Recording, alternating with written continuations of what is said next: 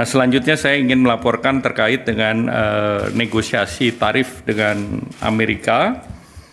Dalam negosiasi tersebut, saya laporkan kepada Bapak Presiden bahwa secara prinsip apa yang ditawarkan Indonesia dalam bentuk surat yang diajukan tanggal 7 dan tanggal 9 mendapatkan apresiasi dari Amerika karena surat yang Indonesia masukkan relatif komprehensif. Jadi tidak hanya bicara mengenai tarif, juga bicara mengenai non-tarif tarif dan juga mengenai rencana Indonesia menyeimbangkan neraca perdagangan. Jadi kita sebut itu fair and square. Jadi mereka neraca perdagangannya sekitar 19, kita berikan lebih dari 19,5. Jual beli langsung 19,5, namun kita juga ada proyek yang kita akan beli dari Amerika. Selanjutnya juga kami sampaikan, Bapak Presiden, ada rencana perusahaan Indorama untuk invest $2 miliar di Louisiana untuk blue ammonia. Terkait dengan kunjungan dari delegasi Korea, Presiden Prabowo Subianto menerima kunjungan kehormatan Chairman Lotte Group Shin Dong-bin bersama delegasi Federation of Korean Industries (FKI) di Istana Merdeka, Jakarta pada Senin 28 April 2025. Pertemuan tersebut membuahkan hasil positif dengan komitmen investasi tambahan dari sejumlah perusahaan Korea Selatan di berbagai sektor strategis di Indonesia. Dalam pertemuan tersebut hadir 19 pengusaha Korea, di mana 18 diantaranya telah memiliki investasi aktif di Indonesia, sehingga total investasi yang telah direalisasikan oleh 19 grup perusahaan tersebut mencapai hampir USD 15,4 miliar dengan rencana tambahan investasi sebesar USD 1,7 miliar. Salah satu yang menjadi sorotan utama dalam pertemuan itu adalah proyek Lotte Chemicals yang dijadwalkan akan diresmikan pada September-Oktober 2025. Perusahaan itu menawarkan partisipasi Indonesia dalam pengembangan pabrik petrokimia besar tersebut dan Presiden Prabowo secara prinsip menyetujui keterlibatan Indonesia, kemudian diberi tugas kepada Danantara untuk melakukan kajian dan melakukan tindak lanjut daripada investasi itu. Selain Lotte Chemicals, sejumlah perusahaan besar Korea lainnya juga melaporkan perkembangan investasinya di Indonesia. KB Financial melaporkan kondisi PT Bank Bukopin Tbk yang kini telah mencatatkan keuntungan setelah 4 tahun pengelolaan. Hyundai Motor juga menyampaikan bahwa operasional mereka berjalan baik, sementara Posko memastikan kerjasama dengan Krakatau Steel memasuki fase kedua dengan target produksi hingga 10 juta ton baja. Menko Airlangga juga menyebutkan investasi EcoPro di Morowali senilai hampir USD 500 juta untuk produksi kathode precursor dan smelter nikel. Sedangkan KCC Glass yang telah berinvestasi di kawasan industri Batang juga berencana melakukan ekspansi dengan harapan adanya dukungan harga gas bumi yang kompetitif. Perusahaan lain seperti LX International berkomitmen melanjutkan investasi di sektor batu bara, nikel, dan perkebunan hingga $0,5 miliar USD. Sementara itu, sektor pertahanan turut diperkuat melalui perusahaan yang memproduksi amunisi, serta SK Group yang tengah membangun pabrik plasma konvalesen di Cikarang untuk memenuhi kebutuhan medis dalam negeri. Selain itu, Airlangga juga melaporkan hasil negosiasi tarif dan kerjasama ekonomi selama kunjungannya ke Amerika Serikat. Ia bertemu dengan pejabat tinggi Amerika Serikat, termasuk USTR, United States Trade Representative, Menteri Perdagangan, Menteri Keuangan, dan Direktur Dewan Ekonomi Nasional, serta perwakilan dari Australia, Korea Selatan, dan perusahaan besar seperti Amazon, Microsoft, dan Google. Nah, selanjutnya saya ingin melaporkan terkait dengan negosiasi tarif dengan Amerika.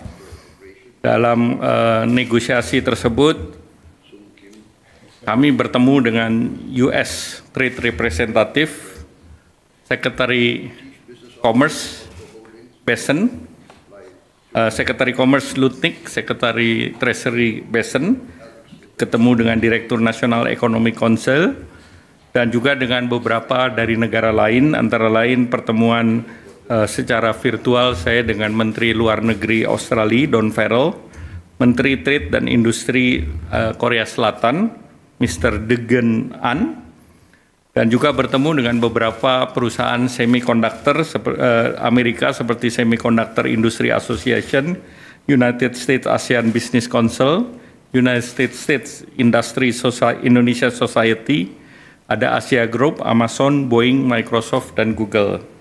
Saya laporkan kepada Bapak Presiden bahwa secara prinsip apa yang ditawarkan Indonesia dalam bentuk surat yang diajukan tanggal 7 dan tanggal 9 mendapatkan apresiasi dari Amerika karena surat yang Indonesia masukkan relatif komprehensif. Jadi tidak hanya bicara mengenai tarif, juga bicara mengenai non-tarif tarif, dan juga mengenai rencana Indonesia menyeimbangkan neraca perdagangan.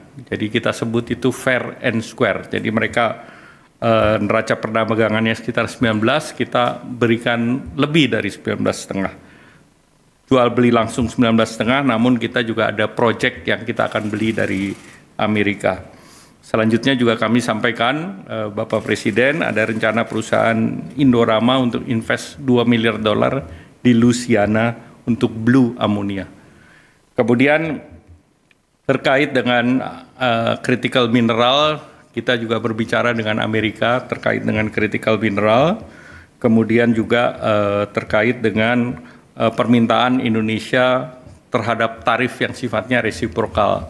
Artinya untuk komoditas-komoditas utama Indonesia yang ekspor ke Amerika, Indonesia minta agar tarif kita setara dengan negara lain, apakah itu Vietnam, apakah itu Bangladesh, sehingga kita dengan yang lain itu dapat equal level playing field.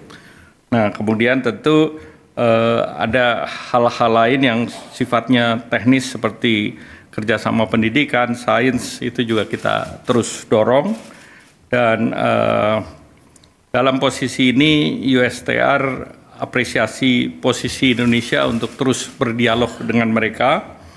Kemudian Amerika Serikat menugaskan USTR untuk berunding dengan Indonesia. Indonesia sudah menandatangani non-disclosure agreement. Artinya apa yang sedang kita bahas itu hanya untuk dua belah pihak. Kita tidak publish ke masyarakat ataupun ke pihak lain.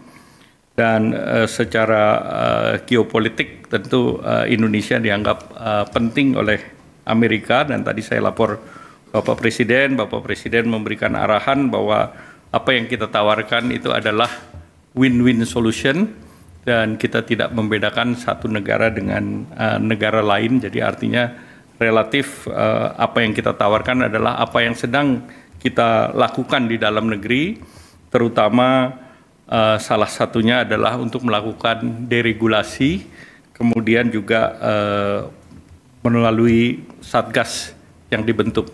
Tadi Bapak Presiden sudah menyetujui ada 3 Satgas yang dibentuk, yaitu pertama untuk tindak lanjuti perundingan investasi, yaitu Satgas Perundingan Perdagangan Investasi dan Keamanan Ekonomi. Dan ini Bapak Presiden sudah setujui. Yang kedua, Satgas yang sudah siap, yaitu terkait dengan perluasan kesempatan kerja dan mitigasi PHK. Dan yang ketiga, Satgas mengenai deregulasi kebijakan. Nah, tentu yang lain terkait dengan Satgas peningkatan iklim investasi dan percepatan perizinan berusaha. Nah, dengan Satgas dan perundingan ini diharapkan Indonesia bisa dalam posisi untuk mempercepat perundingan dengan Amerika Serikat. Demikian.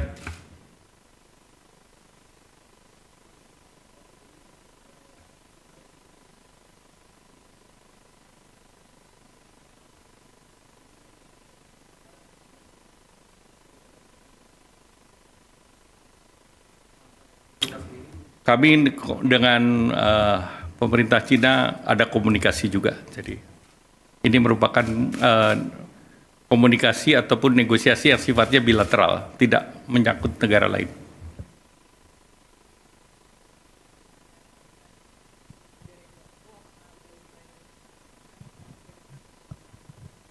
Ya, kita mulai sekarang.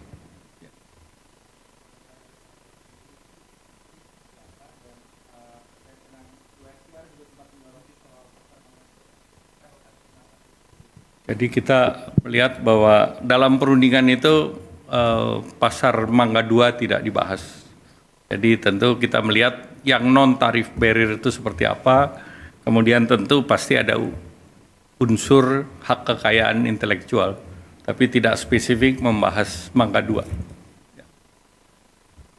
Pak Stefano dari Reuters, Pak. Pak mau nanya, melanjutkan pertanyaan dari Akbar itu, Pak, soal China kan memang sudah mengatakan kalau yang bernegosiasi dengan US atau merugikan US itu akan maksudnya dapat respon dari mereka, Pak. Nah, mau tanya, Pak, apakah selama negosiasi dengan US pernah meminta juga untuk tidak bernegosiasi dengan China gitu, Pak? Selama pembahasan selalu bilateral. Jadi kalau yang namanya bilateral antara Indonesia dengan Amerika Serikat, tidak ada pembicaraan mengenai negara lain. Jadi tidak ada permintaan? Tidak ada pembicaraan negara lain. Oke. Karena ini bilateral, bukan multilateral. Oke, berarti tidak ada pengaruhnya ya Pak untuk ketika berbicara dengan pihak Cina juga? Sama seperti kita pada saat melakukan pembicaraan dengan China, itu tidak membicarakan negara lain. Pak, memastikan lagi tadi yang perusahaan Korea kan tadi mengatakan mau invest baru 1,7 miliar, Pak. Itu boleh dirinci nggak, Pak? Perusahaan apa dan di proyek apa? Ya, salah satu tadi saya sampaikan, Pohang kan akan melakukan ekspansi. Kemudian Lotte akan menyelesaikan investasinya. Jadi ada beberapa perusahaan di sana. Berarti bukan tambahan investasi baru ya Pak itu? Jadi ada tambahan dan ada yang ekspansi. Kalau yang 1,7 KCC Glass misalnya mau ekspansi. Itu 1,7 itu agregat secara total dari 19 perusahaan yang tadi menghadap Bapak Presiden. Yang mau ekspansi berarti? Ya. Ya. Terakhir Pak, yang Indorama itu kan perusahaan tekstil ya Pak. Itu kenapa bisa invest di Blue Ammonia ya Pak? Apa itu perusahaan yang lain ya Pak, yang Indorama? Indorama itu perusahaan yang multi produk. Jadi mulai di Purwakarta, kemudian ekspansi ke berbagai negara, termasuk ke Amerika Serikat. Nah, mereka itu kan di Amerika Serikat punya beberapa pabrik PET, polyester. PET itu botol untuk minuman soft drink. Ada rencana dia mau bangun kapan Pak, groundbreaking?